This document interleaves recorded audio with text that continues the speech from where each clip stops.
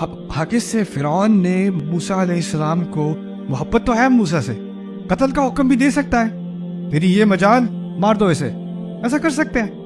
لیکن اللہ تعالیٰ نے اپنی حکمت میں یہ سین جو ہمیں دیا ہے نا، اس میں بتایا کہ فرعون بھی بڑا جینیس آدمی تھا.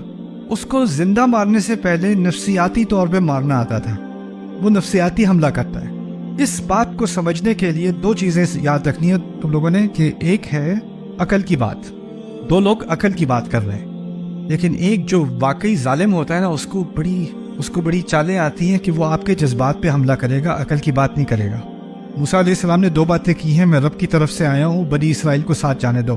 یہ دو باتیں یاد رکھنی ہیں.